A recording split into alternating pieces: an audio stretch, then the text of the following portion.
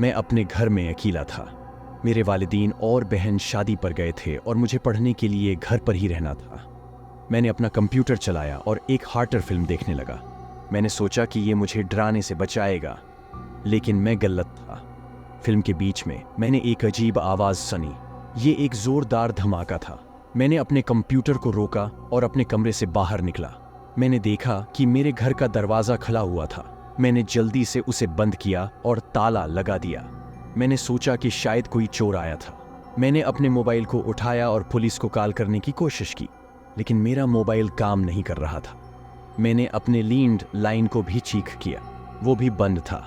मैंने अपने पड़ोसियों को भी कॉल करने की कोशिश की, लेकिन कोई जवाब नहीं आया। मैंने अपने घर के सारे कमरों में चेक किया, लेकिन मुझे कुछ नहीं मिला। मैंने अपने कमरे में वापस जाने का फैसला किया। मैंने अपना कंप्यूटर दोबारा चलाया, लेकिन मुझे एक खौफनाक मंजर नजर आया। मेरे कंप्यूटर की स्क्रीन पर एक चेहरा था। वो एक खूनी चेहरा था। उसकी आंखें नुकीली हुई थीं, उसका मन्ना खिला हुआ था, उसके दांत नुकीले थे, उसकी गर्दन पर एक घाव था। उसने मुझे देखकर चीखा। मैंने अपने कंप्यूटर को बंद करने की कोशिश की, लेकिन वो काम नहीं कर रहा था। मैंने अपने कंप्यूटर की प्लग निकाली, लेकिन वो भी कुछ फर्क नहीं पड़ा। वो चेहरा अभी भी मेरे कंप्यूटर की स्क्रीन पर था। उसने मुझसे कहा, मैं तुम्हारा कातिल हूं, मैं तुम्हें मार दूंगा, तुम भाग नहीं सकते। मैंने अपने कमरे से भागने की कोशिश की, लेकिन मेरा दरवाज़ा बंद था।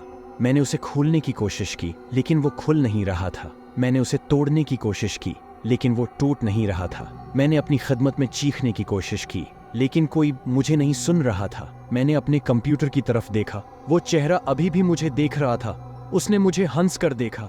उसने मुझसे कहा, तुम्हारा वक्त खत्म हो गया, मैं तुम्हारे पास आ रहा हूं। मैंने अपनी आंखें बंद कर लीं। मैंने अपने वालिदीन और बहन को याद किया। मैंने उनसे माफ़ी मांगी। मैंने अपने रब से दुआ की। मैंने अपनी मौत का इंतज़ार किया। मुझे एक ठंडी हवा का एहसास हुआ। मुझे एक चुभने वाली चीज़ का एहसास हुआ। मुझे एक तेज़ दर्द का एहसास हुआ। मुझे एक खून की बू का एहसास हुआ। मेरे दिल का धड़कना तेज़ हो गया और मैंने अपनी आंखें खोले।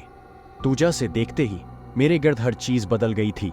चेहरा, खून और दुखने वाले धमाके, सब चीज़ें गायब हो गई। मैं घबराया और मुझे लगा ये सब कुछ एक ख्वाब है। मेरे घर का दरवाज़ा खुला हुआ था और मेरे वालिदीन और बहन अंदर आ गए। मैंने अपनी दास्तान बयान की। मेरे वालिदीन और बहन ने मुझे सुना और मुझे तसल्ली दी। उस दिन के बाद से मैं घर में अकेला नहीं रहता था।